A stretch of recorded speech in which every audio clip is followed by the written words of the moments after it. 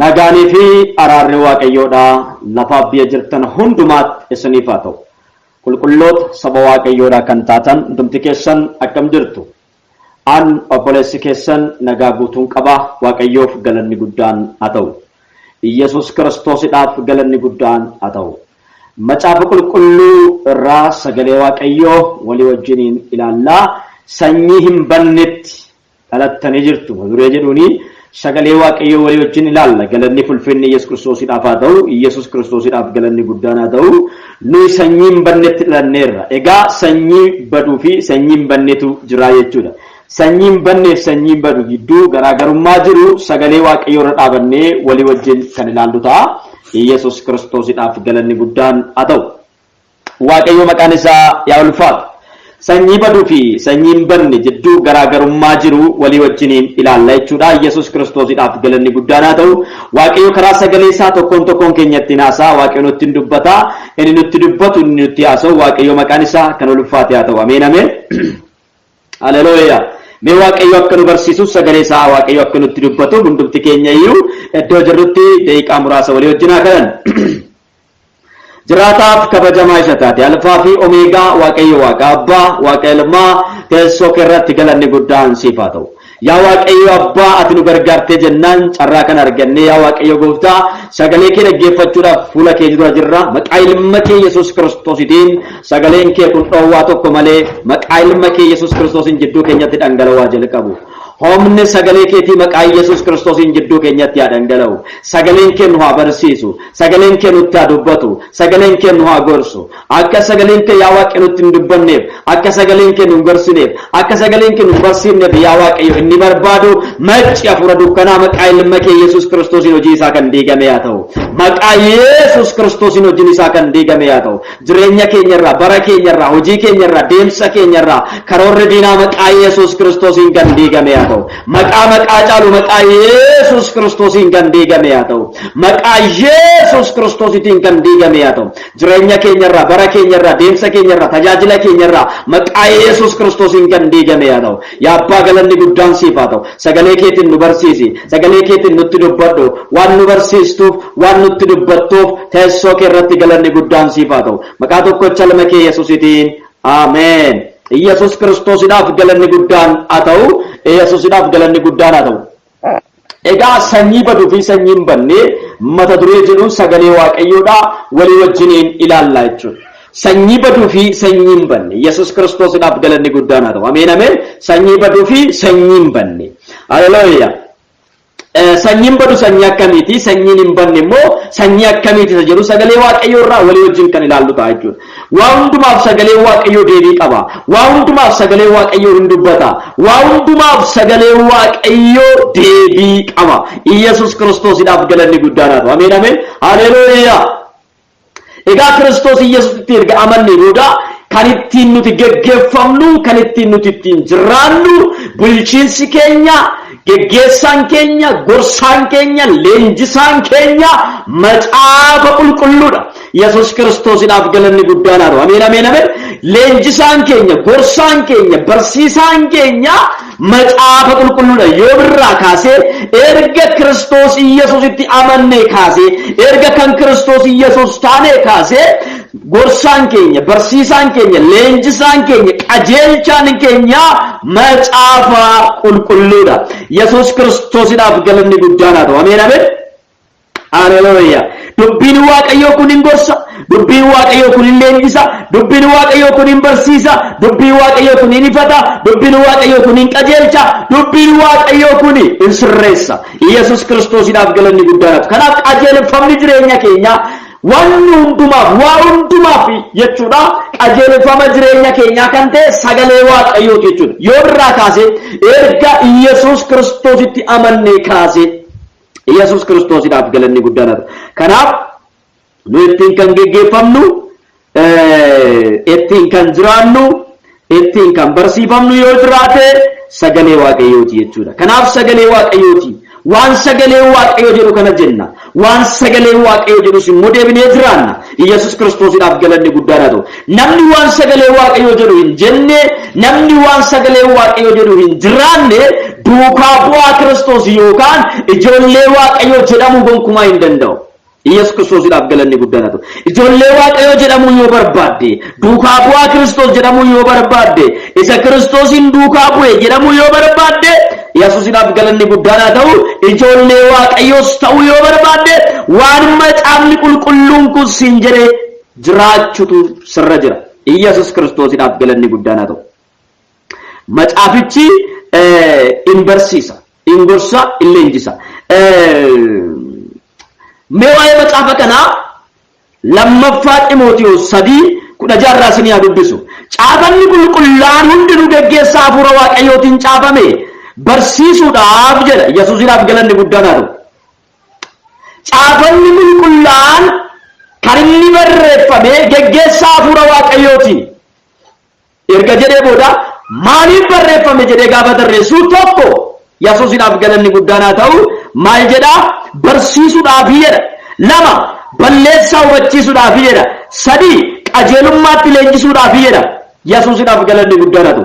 Dhimma baasaa barsiisuudhaaf, balleessaa hubachiisuudhaaf, qajeelummaatti immoo leenjisuudhaaf. Yesus Kiristoosiidhaaf galanni guddaan haa ta'u. Jireenya keenya guyyaadhaa gara guyyaatti sagalee kanaan leenjifna jechuudha. Eenyummaa keenya sagalee kanaan leenjifna. Namummaa keenya sagalee kanaan leenjifna. Yesus Kiristoosiidhaaf galanni guddaan haa ta'u. Ameen ameen. Namni tokko gabaree tokko gaafa laaltanii qotiyyoo tokkaa takkaa qambarra taa'ee hin beekne, mirgoo takkaa qambarra taa'ee hin beekne, qambarra kaa'ee leenjisa. Yesuusiidhaaf galanni guddaan haa ta'u. Maaliidhaaf? Ittiin qotee callaa gaarii argachuudhaaf. Yesus Kiristoosiidhaaf galanni guddaan haa ta'u. Ameen ameen ameen. Waaqayyos sagalee kanaan kan inni nu leenjisuuf, sagalee kanaan kan inni nu barsiisuuf, sagalee kanaan inni kan inni nu gorsuuf ija baay'ee godhanne mootummaa isaadhaaf akka nuti taanuuf Waaqayyo waan nurraa barbaaduuf. Yesus Kiristoosiidhaaf galanni guddaan. Kanaaf sagalee Waaqayyoo kuni kan inni barreeffame hafuura Waaqayyootiini. Kaayyoon inni barreeffameef barsiisuudhaaf, balleessaa hubachiisuudhaaf, qajeelummaatti immoo leenjisuudhaaf jedha. Boleessa obboleetti jireenya kee guyyaadhaa gara guyyaatti qajeelummaatti leenjisuu qabda. Amala kee guyyaadhaa gara guyyaatti qajeelummaatti leenjisuu qabda. Bultoo kee guyyaadhaa gara guyyaatti qajeelummaatti leenjisuu qabda. Yesus Kiristoosiidhaaf galanni guddaan haa ta'u. Waaqayyo kan sirraa barbaadu jireenya qajeelaa jiraachuu sirraa barbaada. Jireenya dhugaa jiraachuu sirraa barbaada. Jireenya isa gammachiisu jiraachuu sirraa barbaada. Kanaaf yaa saba Waaqayyo sagalee Waaqayyoo isa gara keessa dhufuuni yeroo hundumaa ofii keessan leenjistanii Waaqayyoof jiraachuu qabdu jechuudha. Yesus Kiristoosiidhaaf galanni guddaan haa ta'u. Egaa kana jedhee gara qabxii koo sararaattan tarkaanfadha jechuudha. Yesus Kiristoosiidhaaf galanni guddaan haa ta'u. Tokkoffaa Phexros 1:23 irratti sagalee Waaqayyoodhaa akkas jedha. Isin sanyii badutti otoo hin ta'in sanyii hin bannetti sagalee Waaqayyoo isa jiraataa fi isa akka jirutti hafuuraadhaa taatanii dhalattanii jirtu jedha. Yesus Kiristoosiidhaaf galanni guddaan haa ta'u. Isin sanyii badutti osoo hin taane sanyii hin bannetti dhalattanii nuun jedha macaafni qulqulluun. Sanyiin badu maalidha inni kan jedhu sana waa'ee sanyii baduu sana ilaaluun baay'ee barbaachisaadha. Yesus Kiristoosiidhaaf galanni guddaan haa ta'u. Ameen ameen. Egaa waa lamatu kutaa kana keessatti kaa'amee jira. Tokko sanyii badu, lammata sanyii hin banne jedha. Sanyii baduu fi sanyii hin banne. Maalilli sanyiin inni badu kuni maalidha inni? Waaqayyo kan nutti haasaa jiru. Macaafni qulqullaa'aan kun kan hafuura Waaqayyootiin barreeffame kan nutti haasaa jiru waa'ee sanyii baduuti. Fi waa'ee sanyii hin banne. Sanyiin badu kuni kan akkamiitiin? Sanyii akkamiitiin sanyii hin badu kuni? Sanyii akkamiitiin sanyiin hin bada jedhee macaafni qulqulluun nutti haasaa jiru kuni? Sanyii akkamiitiin? Yesus Kiristoosiidhaaf galanni guddaan haa ta'u. Ati sanyii hin bannetti lammaffaa dhalattee jirta jedha. Sanyii badutti miti jechaa jira. Waa'ee sanyii baduuf sanyii hin bannee kana qabxii kana kaafnee sirriitti ilaaluun nurra jira. Sanyii badu. Sanyiin badu kan akkamiiti? sanyiin badu kan akkamiiti tokko sanyiin badu kan akkamiiti Yesuus Kiristoosiidhaaf galanni guddaan haa ta'u haleluuyaa sanyiin badu kuni kan akka namaati sanyiin badu kuni kan akka namaati Yesuus Kiristoosiidhaaf galanni guddaan nama akkamii kan akka nama foonii Yesuus Kiristoosiidhaaf galanni guddaan haa ta'u haleluuyaa sanyiin badu kuni kan akka namaati nama akkamiiti gaafa naan jettan immoo kan akka nama fooniiti jechuudha kutaaduma kana keessatti lakkoofsa 24 akka jira kanaaf caafanni qulqullaan namni foon uffate hundinuu akka margaati ulfinni isaa hundinuus akka daraaraati akka daraaraa margaati margichi siin collo gadaraanis in harcaa jedhee dubbata Yesuus Kiristoosiidhaaf galanni guddaan sanyiin badu kuni sanyii akkamiiti gaafa naan jettanii sanyii namaati garuu nama fooniidha Yesuus Kiristoosiidhaaf galanni guddaan namni foonii jechuun nama akkamiidha nama foonii jechuun haadha abbaa isaarraa akkuma nama kamii kan dhalate haadha abbaa isaarraa akkuma nama kamii kan dhalate hiddi isaa qomoon isaa lakkaawwamee Addaam kan ta'e Yesuus Kiristoosiidhaaf galanni guddaan hiddi isaa qomoon isaa lakkaawwamee Addaam kan ta'e Addaam isa jalqaba isa ilma Waaqayyoo jedhame sana Yesuus Kiristoosiidhaaf galanni guddaan kan isaa isa ta'edha jechuudha sanyiin badu kun jechuudha sanyiin badu kun Addaamitti kan dhalate namatti kan dhalate Yesuus Kiristoosiidhaaf galanni guddaan Addaamirraa kan dhalate namatti kan dhalatedha Yesuusiidhaaf galanni guddaan ameen ameen sanyiin badu kuni kan akka namaati kan akka nama fooniiti namni foonii kun immoo eenyudha gaafa naan jettanii Addaamirraa isa dhalate qomoon isaa Oromoo haa ta'u Amaaraa haa ta'u Tigree haa ta'u Guraagee haa ta'u Maalee haa ta'u hiddi isaa hundumtuu lakkaawwamee dhaqee Addaamirratti kan hojjetu jechuudha sanyiin badu kuni hiddi isaa lakkaawwamee dhaqee Addaamirra kan dhaabatu jechuudha Addaam isa nama jalqabaa fi Hewaan ishee jalqabaa sanarratti dhaqee kan dhaabatu jechuudha Yesuus Kiristoosiidhaaf galanni guddaan sanyiin badu kuni kan akka kanaati jechuudha kan akka nama fooniiti Addaam nama fooniidha Addaam nama foonii kanarraa kan dhalate hundinuu foonitti kan dhalate kuni hundumti isaanii immoo sanyii badurraa dhalate jechuudha Yesuus Kiristoosiidhaaf galanni guddaan ameen ameen Addaam sanyii badu maaliif ta'eetu waamame yookaan qomoo sanyii baduu jedhamee Addaam maaliidhaaf lakkaawwame yoonaan jettanii Addaam jalqabatti kan Waaqayyoo ture Addaam jalqabatti Waaqayyoo wajjin ture Addaam jalqabatti jireenya isaa Waaqayyoo wajjin ture Addaam jalqabatti hariiroo isaa Waaqayyoo wajjin ture Addaam jalqabatti tokkummaan isaa Waaqayyoo wajjin ture Addaam jalqabatti Waaqayyoon jaalata ture Addaam jalqabatti mucaa Waaqayyoo ture Addaam jalqabatti Waaqayyoo wajjin jiraata ture Addaam jalqabatti abboomii Waaqayyoo hin eega ture Yesuus Kiristoosiidhaaf galanni guddaan ture gaafa isiniin jedhu jechi kun iyyuu hiikaa guddaa akka of keessaa qabu namni afaan Oromoo sirriitti dandeessan hin beektu Yesuus Kiristoosiidhaaf galanni guddaan ameen ameen haleluuyaa ture isiniin jechaa jira Yesuus Kiristoosiidhaaf galanni guddaan ameen ameen ture jechaa jiru kana sirriitti xiinxaltanii ilaaluu sirra jira jechuudha Addaam otoo Waaqayyoo wajjin hin jiru osoo Waaqayyoo wajjin tokkummaa qabu osoo hariiroo Waaqayyoo wajjin hin qabu gaaf tokko garuu inni Waaqayyoo wajjin wal dhabe Addaamis Waaqayyoo wajjin wal dhabsiise eenyudha inni Waaqayyoo wajjin wal dhabe ergamaa Waaqayyoodhaa isa ta'e Yesuus Kiristoosiidhaaf galanni guddaan isa Luusifer jedhamu Waaqayyootti gaafa adda ba'u Waaqayyoo wajjin gaafa walitti himu tarkaanfiin inni fudhate yookaan immoo wanti inni hojjete yoo jiraate inni jalqabaa Waaqayyootti adda ba'ee ofii isaatii erga Waaqayyootti adda ba'ee gara lafa kanaatti darbatame booda gara Addaam dhufe Hewaanin argate Hewaanin dogongorsiisee hariiroo Waaqayyoo wajjin qabdurraa tokkummaa Waaqayyoo wajjin qabdurraa jaalala Waaqayyoo wajjin qabdurraa kuffisee nama foonii ishee taasise Addaam gaafa cubbuu hojjetu hafuurri Waaqayyoodhaa irraa fuudhame Addaam nama foonii duwwaa ta'e Addaam hafuurri Waaqayyoo gaafa irraa fuudhamu nama foonii duwwaa ta'e Yesus Kiristoosiidhaaf galanni guddaan Addaam cubbamaate Addaam waaqayyotti addabe Addaam irraa kan dhalate hundinuu nama fooniidha Addaam irraa kan dhalate hundinuu cubbamaadha Addaam irraa kan dhalate hundinuu tokkummaa waaqayyoo wajjin hin qabu Addaam irraa kan dhalate hundinuu waaqayyoon wallolee diina waaqayyoo ta'ee jiraate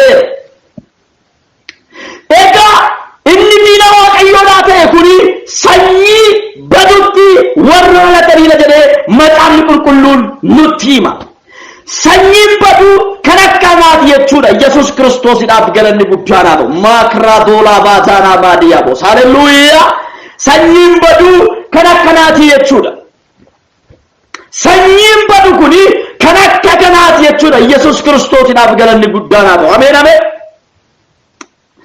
sanyiin badu kuni sanyii Addaamitti dhalate sanyii waaqayyoo wajjin wal dhabe sanyii waaqayyoo wajjin tokkummaa hin qabne sanyii waaqayyoo wajjin hariiroo hin qabne sanyii waaqayyoo wajjin nagaa hin qabne sanyii cubbamootaa sanyii jallootaa sanyii waaqayyoo irraa adda baaniiti jechuudha nama foonitti kan dhalatan akka nama foonii kan ta'an namni foonii kun immoo maalidha yoo nuun jettee namni foonii akka margaati hin colloga kutaa kana keessatti nutti dubbateera namni foonii akka margaati hin colloga lammata haleluuyaa Yesuusiidhaaf galanni guddaan haa ta'u namni foonii akka daraaraati hin harca'a akka margaati hin colloga akka daraaraati hin harca'a daraara hammam yoo bareede iyyuu hammam yoo nama simate iyyuu hammam yoo namatti tole iyyuu hammam yoo miidhage iyyuu habaaboon isaa yesuutti tole iyyuu yeroo isaa yommuu ga'utti ni harca'a kan waa'ee hin baafnes ni ta'a jechuudha harca'ee kan gatii hin qabne ta'a harca'ee kan waa'ee hin baafne ta'a harca'ee kan fayyadne ta'ee hafa jechuudha Yesus Kiristoosiidhaaf galanni guddaan kanaaf namni foonii akka margaati margi hin colloga yerootti lalisuu qaba margi lalisee ittiin fufu lalisee ittiin fufu yeroo lalisuu qaba garuu lalisee ittiin fufu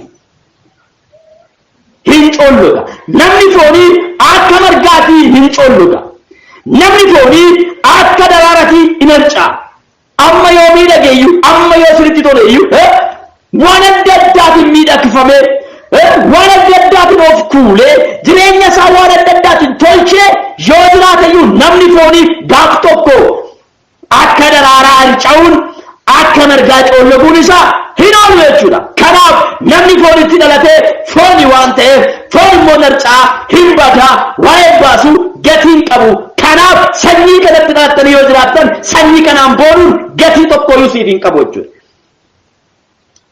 sanyii badu kanatti dhalattee jirta yoo ta'e sanyii kanaan boonuun faayidaa siif hin qabu waan barbaadde of hin jechuu dandeessa sanyii barbaadde gosa barbaadde of yaamuu dandeessa qomoo barbaadde of yaamuu dandeessa garuu faayidaa siif hin qabu jechuudha sanyii baduudha jechuudha qomoo baduudha jechuudha Yesus Kiristoosiidhaaf galanni guddaan haa ta'u ameen ameen sanyii badu qomoo badutti dhalattee jirta jechuudha sanyii badu qomoo badu kana keessaa garuu gara qomoo jiraataa gara sanyii jiraatatti dhufuutu sirra jira jechuudha qomoo jiraataan sanyii jiraatan kun immoo kan akkamiiti sanyii hin banne kun immoo kan akkamiiti isa jedhuufi qabxii lammaffaa irratti immoo isa walii wajjin laalla jechuudha qabxii jalqabaa irratti waa'ee sanyii baduu laalleera sanyiin badu namarraa kan dhalate nama kan ta'e inni akka margaa kan collogu akka daraaraa kan harca'uudha jennee laalleerra jechuudha Yesus Kiristoosiidhaaf Addaamitti kan dhalate hundinuyyuu hin bada Addaamitti kan dhalate hundinuyyuu hin du'a Addaamitti kan dhalate hundinuyyuu jireenya hin qabu Addaamitti kan dhalate hundinuyyuu abaarameera Addaamitti kan dhalate hundinuu waaqayyotti adda ba'eera Addaamitti kan dhalate hundinuu hariiroo waaqayyoo wajjin hin qabu tokkummaa waaqayyoo wajjin hin qabu jechuudha kanaaf eega jireenya eega Addaamitti namni dhalate faayidaa hin qabne lammaffaa dhalachuutu namarraa barbaachisaa jechuudha lammaffaa dhalachuun kun immoo maal jechuudha sanyiin hin banne sanyii lammata dhalateedha sanyiin hin banne sanyii lammata dhalateedha sanyiin lammata dhalate kuni Addaam lammaffaarraa kan dhalate Addaam jalqabaa jira Addaam lammataa jira Addaam lammataa kun eenyudha gaafanaan jettanii Addaam lammataa Kiristoos Iyesuusiidha jechuudha wangeela Yohaannis boqonnaa 1:12 irratti akkas jedha hamma isa simataniif ijoollee waaqayyoo haa ta'aniif aboo isaaniif kenneera jedha. Erga jedhee booda lakkoofsa 13 irratti yoo ilaaltanii isaan kun jedha fedha dhiiratti fedha dhiigatti otoo hin ta'in waaqayyootti dhalatanii jedhee nutti haasa'aa jechuudha. Yesuus Kiristoosidhaaf galanni guddaan haa ta'u. Dhiiratti miti dhiigatti miti. Yesuus Kiristoosidhaaf galanni guddaan haa ta'u. Kan isaan dhalatan maalitti dhalatan? Hafuuratti waaqayyootti dhalatan. Eshi lakkoofsa 13 duwwaas ni haa dubbisu. 12 ni haa dubbisu. Hamma isa simataniif ijoollee waaqayyoo akka ta'aniif aboo isaaniif kenne. Hamma isa simataniif ijoollee waaqayyoo akka ta'aniif aboo isaaniif kenne. Yesuus Kiristoosidhaaf galanni isaanis warra waaqayyootti dhalatanidha. Hamma isa simataniif ijoollee waaqayyoo akka ta'aniif aboo isaaniif kenne. Isaanis warra maqaa isaatti amananidha. Isaanis warra maqaa isaatti amananidha. Isaan kun waaqayyootti dhalatan malee dhiiratti yookiis fedha foonitti yookiis fedha dhiigatti hin dhalanne. Yesuus Kiristoosidhaaf galanni guddaan haa ta'u. Ameen ameen. Isaan kun waaqayyootti dhalatan malee dhiigatti yookiis fedha foonitti yookiis fedha dhiiratti hin dhalanne. Dhiigatti miti. Laal dhiigattis miti.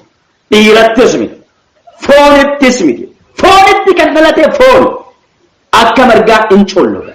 Dhiigni sanuma garma foonii san naqa. Dhiigaan keetiin lakkaawamtee laallamtee gaafa dhattee achuma dhaqa. Dhiigaan jechuudha. Dhiirattis gaafa dhatte sanuma sunis achuma dhaqa jechuudha. Yesuus Kiristoosidhaaf galanni yoo lakkoofte deemte achuma dhaqa. Addaan isa jalqabaa san bira dhaqa. Yesuus Kiristoosidhaaf galanni guddaan. Dhiirattis dhalachuun jireenya hin ta'u. Dhiigattis dhalachuun jireenya hin ta'u. Dhiirattis dhiigattis fedha foonittis dhalachuun jireenya sii kennuu hin danda'u. Hundumtu karaan namni ittiin dhalatu kanuma. Karaan namni ittiin dhalatu kanuma. Karaan kun jireenya sii ta'uu hin danda'u.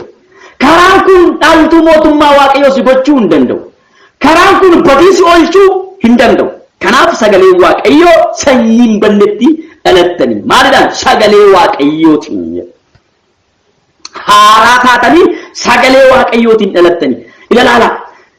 Yesuus Kiristoos kun fayyisaa ta'uusaa, Yesuus Kiristoos kun karaa dhugaa jireenya ta'uusaa namni amanu lammaffaa dhalata jechuudha. Isatti amanuu kee duwwaadhaan mucaa waaqayyoo taata. Isatti amanuu kee duwwaadhaan sanyiin banne taata. Sanyiin kee gaafsan sanyii lafarraa kanatti addaba. Qomoo lafarraa kanatti addaba. Eenyummaa lafaa kanatti addaba. Isa kan samiitti lakkaawwatta jechuudha. Inni olii dhufe hundumarra caalaadha sagalee waaqayyoo. Kiristoos Iyesuus. Inni olii dhufe hundumarra caalaadha. Iyesuus Kiristoosidhaaf galanni guddaan. Kan lafa kanaa kama lafa kanaatiin waa'ee lafa kanaa haasa'an. Addaam jalqabni isaa argamni isaa lafa kanarraa waan ta'eef. Addaam biyyoo irraa waan dhufeef deebi'ee biyyootti gala. Yesuus Kiristoosidhaaf galanni guddaan. Yesuus Kiristoos garuu miti akka Addaam. Addaam jalqabaa gufatee dhufee Addaam inni lammataa garuu hin gufne. Mo'atee cubbuu mo'atee. Kanaaf namni sanyiin balletti namni dhalate nama akkamiiti? Sanyiin banne kun kan akkamiiti? Kan akka nama hafuuraati. Yesuus Kiristoosidhaaf galanni guddaan. Sanyiin banne kun kan akka nama maaliiti? Kan akka nama hafuuraati. Namni hafuuraa kan akkamiiti? Kiristoos Yesuusitti kan amanu biyya lafaa kan waakkate qomoo isaa kan waakkate Yesuus Kiristoosidhaaf galanni guddaan. Ameen ameen. Haleluuyaa. Qomoo qabda garuu keessaa waamamteera. Sanyii qabda keessaa waamamte. Gosa qabda keessaa waamamte. Fira qabda keessaa waamamte. Maaloo maal jechuu keeti yaa nama waaqayyoo immoo sanyii keenya maanuu waakkachiiftaa jedha namni tokko tokko yoona. Sagalee waaqayyoo tan qaba waan ta'eef sagalee waaqayyoo irraa isii dubbisa. Mul'ata Yohaannis 5:9. Isaan faarfannaa yommuu faarfatan ati macaaficha fudhachuudhaaf mallattoo isaa banuudhaafis kan malteedha. Ati ofii keetii qalamtee gosa hunduma keessa, afaan hunduma keessa, nama hunduma keessa, saba hunduma keessa, namoota dhiiga keetiin Waaqayyo bitte. Hallelujah. Yesus Kristos idhaaf galanni. Kanaaf nuti bitamneerra. Erga bitamne booda kana ofii keenyaa miti. Waaqayyo gatiidhaan waan isin bitateef isin kana ofii keessanii biteedha Macaafni Qulqulluun.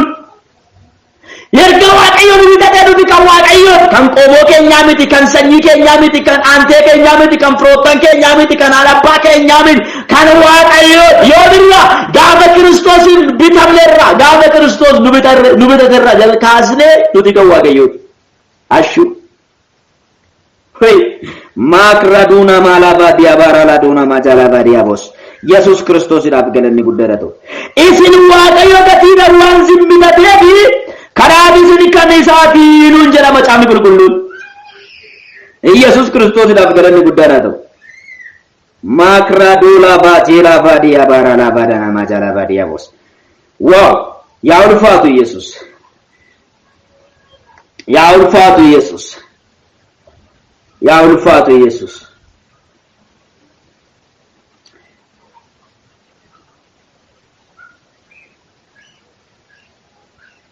Yesus Kristos idhaaf galanni guddaadha ta'u. Ameen ameen ameen. Waaqayyo gatiidhaan waan nu bitate nuti kan ofii keenyaa miti. Qorontos 1:6 boqonnaa 6 irratti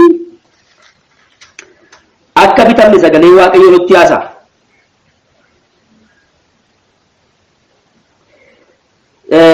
Torba 23 irraa dubbisu. Waaqayyo gatiidhaan waan isin bitateef kanaafis garba namootaa hin ta'inaa.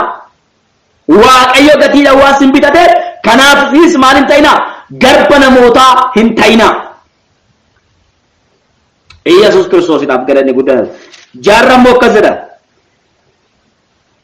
Qorontos 6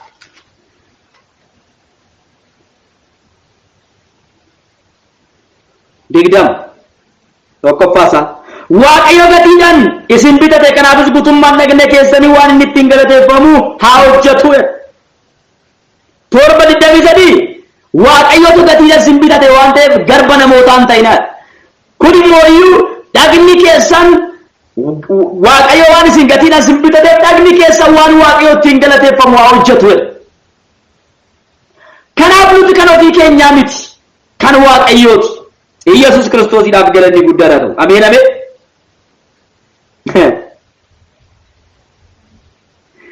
Lakkoofsa 19 illee itti dabalu.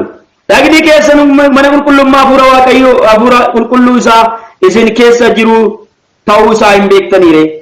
Kanaafis Waaqayyo biraa argatta. Waaqayyo hafuura isaa erga mana qulqullummaa hafuura isaa erga taatanii isin kan ofii keessanii miti. Mana qulqullummaa hafuura isaa erga taatanii isin kan ofii keessanii miti, kan Waaqayyootiin jecha. Yesus Kiristoosdha. Kan qomoo koo ta'uu dhiisiti, kan sanyii koo kan lammii koo ta'uu dhiisiti, ani kan ofii kootii miti, kan Waaqayyooti. Bilisa gobboleetti, ati kan ofii keetii miti, kan Waaqayyooti. Kan nama biraa ta'uu naafu, garba namootaa ta'uu naafu. Kan qomoo kee, kan sanyii kee, kan hantii kee, kan fira kee, kan obboleessa kee ta'uu naafuuti, kan ofii keetiyyuu miti. Ati kan Waaqayyooti. Waaqayyootu gatiidhaan si bitate. Yesus Kristos idhaaf galanni guddaadha ta'u. Kanaaf namni sanyii hin banne kanatti deebi'ee Waaqayyootti deebi'ee namni dhalate. Hafuura Waaqayyoo kanaan namni deebi'ee dhalate. Sagalee Waaqayyoo kanaan namni deebi'ee dhalate. Sanyii hin banne sagalee Waaqayyoo kanatti namni deebi'ee dhalate. Yesus Kristos idhaaf galanni guddaadha ta'u. Inni hin badu. Bara baraan jiraata jechuudha. Kan akka nama hafuuraati. Namni hafuuraa hafee jiraata. Yesus Kristos idhaaf galanni guddaadha. Sagaleen Waaqayyoodhaa kuni, dubbiin Waaqayyoodhaa kuni bara baraan hafee jiraata. Haalli hundumtuu hin darbaa, wanti hundumtuu iddoo isaa gadhiisaa, baay'eetu toora gadhiise sagalee kun iddoo isaa irra jira. Bara abboota keenyaa kaafamee hagammaatti lallabamaa jira. Kana boodas hin lallabama. Darbees bara baraan ni jira. sagaleen kun hin jijjiiramu, sagaleen kun hin du'u, sagaleen kun hin dulloomu. Sagalee kanatti kan dhalate sagalee kana folchiniin bara baraan jiraata. Kanaaf waan sagaleen kun jedhu namni itti jiraatu, waan sagaleen kun jedhu namni hojiirra oolchuu inni bara baraan Waaqayyo wajjin jiraata jechuudha. Yesus Kiristoosiidhaaf galanni guddaan. Buleessa koo boleettii ko bara baraan Waaqayyo wajjin jiraachuu barbaadda? Sanyiin balleetti dhaladha. Sanyiin hin balle immoo kana sagalee Waaqayyooti. Sanyiin badu namarraa dhalachuudha. Abbee haadhatirraa dhalattee jirta. Abbaa kee haadha kee irraa dhalachuun mootummaa Waaqayyoo sin galchu. Deebitee Waaqayyootti dhalachuutu sirra jira. Waa'ee lammaffaa dhalachuu kuni nama baay'eedhaaf gaaffiidha. Barsiisaan tokko, barsiisaan Yihuudootaa tokko Yesuusin gaaffii gaafateera. Wangeela Yohaannis boqonnaa 3 keessatti, Wangeela Yohaannis boqonnaa 3 keessatti barsiisaan Yihuudootaa tokko namni Niqoodiimoos jedhamu halkan dhufe gara Yesuus, halkan gara Yesuus dhufe. Maaliif? Guyyaa gizee namni argu yommuu dhufe atillee barsiisaa taate, atillee soo barsiistu, beekaa macaafaa taate akkamitti mooyuu gara Yesuus dhufte jedhanii namoonni waan irratti gumgumaniif waan irratti ka'anii fi dhokkatee halkan gara Yesuus dhufe namichaan kun. Waa'ee Yesuus baruu barbaade, waa'ee Yesuus hubachuu barbaade, kanaaf gara Yesuus dhufe. Maal jedhee? Yesuus Kiristoosiidhaaf galanni guddaan haa ta'u. Firiisota keessa namni Niqoodiimoos jedhamu tokko sadi tokkorraa. Firiisota keessa namni Niqoodiimoos jedhamu tokko ture. Inni dura buutuu Yihuudootaa ture. Inni kuni halkan gara Yesuus dhufee Rabbi akka ati barsiisaa taate Waaqayyo biraa isa akka dhuftee ni beekna. Homti nu Waaqayyo isa wajjin yoo jiraate malee milikkita agarsiiftu kana danda'ee hin agarsiisu ittiin jedhe. Yesuus dhuguma ni sitti hima eenyullee olii yoo dhalachuudhaa baate mootummaa Waaqayyoo arguu hin danda'u jedhee deebiseeti. Niqoodiimoos namni gadee qancaree attamitti dhalachuu danda'a? Gadaamessa haadha isaatti lammaffaa galee dhalachuu danda'a moo jedhee Yesuusin gaafate. Niqoodiimoos waa'ee lammaffaa dhalachuu Yesuus gaafa isatti haasa'u danda'e takkaadhaaf abbaa koorra dhaladheera ammas immoo gadaamessaadhaaf abbaa kootti deebi'eetan lammaffaa dhaladhamu akkamitti dhaladha? Maali lammaffaa dhalachuun kuni jedhee gaafiidhaan gaafanni jaanja'u Yesuus akkasittiin jedhe namicha kana. Yesuus Kiristoosiidhaaf galanni guddaan haa ta'u.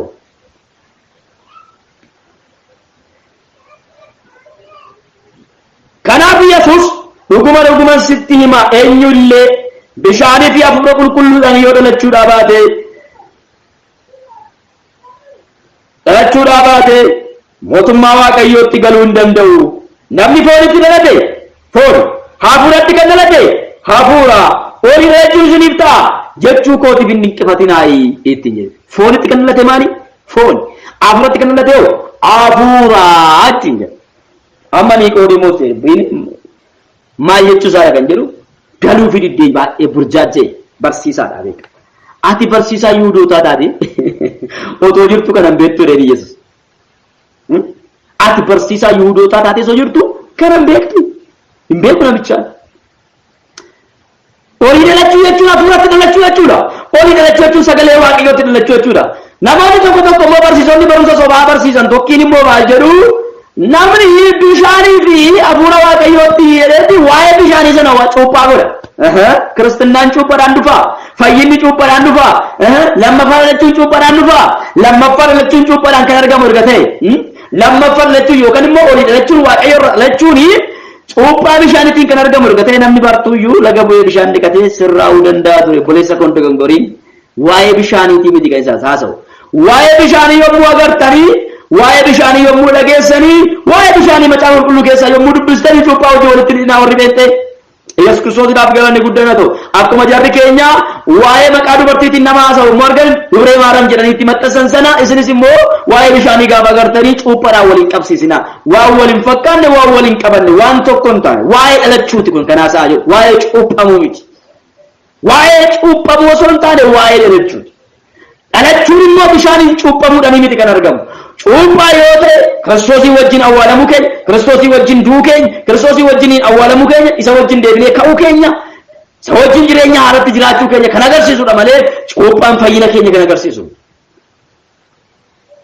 cuuphaan kan isaa ta'uu keenya kan ittiin ragaa baanuudha malee kan ittiin Yesuusiidhaaf galanni guddaan haa ta'u fayyinu. Fayyisaan meeqa ta'a gaafa sana? Bishaan kan fayyisu eega ta'e, sagalee Waaqayyoo kan fayyisu eega ta'e, meeqa ta'a fayyisaan? Fayyisaan tokkicha Yesuus Kiristoosiidhaaf galanni guddaan haa ta'u. Karaa sagalee kana dubbii kana dhageenye hundumti keenya iyyuu Yesuus Kiristoositti amannee fayyineerra. Dubbichi gaafa nutti haasa'u Yesuusitti akka nuti amannuuf Yesuusitti erga amannee hin fayyin. Yesuus Kiristoosiidhaaf galanni guddaan haa ta'u. Fayyisaan tokko Yesuusiidhaaf galanni guddaan haa ta'u. Kanaaf nama foonitti kan dhalate fooni, Addaam irraa kan dhalate hundumtu jireenya hin argatu, Addaam irraa kan dhalate hundumtu baduuf jira. Kanaaf yaa obboleessa koo obboleettii koo sagalee dhageesse kanatti yaada garaa kee geeddarachuu qabda, sagalee dhageesse kanatti jireenya kee sirreeffachuu qabda, sagalee dhageesse kanatti ofii kee tolfachuu qabda. Yesuus Kiristoosiidhaaf galanni guddaan haa ta'u. Ameen ameen ameen. Waaqayyo maqaan isaa kan ulfaatee haa ta'u. Waaqayyo nutti dubbate, Waaqayyo nu gorse, Waaqayyo nutti haasa'e, sagalee isaa nu barsiise haa ulfaatu.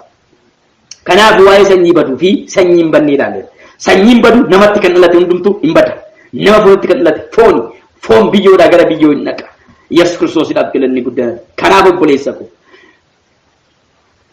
sagalee kanatti dhalachuutu siif ta'a. Dubbii Waaqayyootti lammaffaa deebitee dhalachuutu siif ta'a. Yesuus Kiristoositti amantee jireenya bara baraa argachuutu siif ta'a. Kanan ta'u taanaan baduu kee beeki. Kanan ta'u taanaan sanyiin badu sanaati. Yesuusitti amantee jirta yoo ta'e akka sagaleen kun siin jedhutti jiraachaa jirta yoo ta'e ati sanyii badu miti. Bara baraan sagalee kana faana jiraatta. Barri jireenya keessa daangaa hin qabu. Yesuus Kiristoosiidhaaf galanni guddaan. Ameen ameen ameen. Eeyyen baay'ee isinitti giraata gaabba'uu danda'a. Barumsi adda tokko isinii galuu dhabuu danda'a. Waa'een fakkeenyaaf namni annan jiraadha gaafa jedhu namni tokko du'a foon hin du'e jechuu isaa miti. Du'a foon hin du'u. Foonitti duutee garuu hafuuratti jiraataa ta'uu qabda.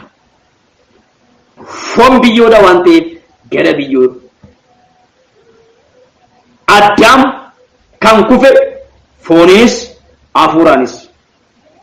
Addaam kan kufe fooninis hafuuraanis. Kiristoos gaafa deebi'u isa fooninis hafuuraanis kufe sana lama akka inni hin banneef hafuuratti jiraataa akka inni ta'uuf Yesuus Kiristoos dhufee bakka nama hundumaa du'eera. Bakka nama hundumaa garafameera. Bakka nama hundumaa gatii kafaleera. Amma obboleessa koo gatiin sii kafalameera. Sirraa xumurameera. Ati amma Yesuusitti amanuu bichaadha kan si barbaachisu. Jireenya bara baraa argachuudhaaf Yesuusitti amanuu si barbaachisa. Inni gatii kee hundumaa xumureera waan ta'eef. Foonittis duutanii lubbuuttis akka hin duuneef jiraataa isa ta'e sagalee Waaqayyoo qabachuutu sinirra jira jechuudha. Jiraataa isa ta'e sagalee Waaqayyoo fudhachuutu sinirra jira jechuudha. Waaqayyo sagalee dhageenyetti akka jiraannu nu haa gargaaru. Gooftaan sinaa eebbisu. Waldaa ijoollee kakuu Waaqayyo sinaa eebbisu. Eebbifamaa akkasumas karaa yuutuubii sagalichi kan siniif darbu Waaqayyo sinaa eebbisu. YouTube ko share subscribe godha. Share kan gootaniif nama biraa dhaqqabsiisuudhaaf, subscribe kan gootaniif yeroo hundumaa sagalicha akkasiniin dabarreef, like kan gootaniif immoo jaalala sagalee Waaqayyoodhaaf qabdan agarsiisuudhaaf Waaqayyo sinaa eebbisu. Eebbifamaa. Shalom shalom shalom shalom. Ayyaana Waaqayyoo keessatti naa tura. Guddaa sin jaaladha. Gooftaan sinaa eebbisu. Naaf eebbifamaa.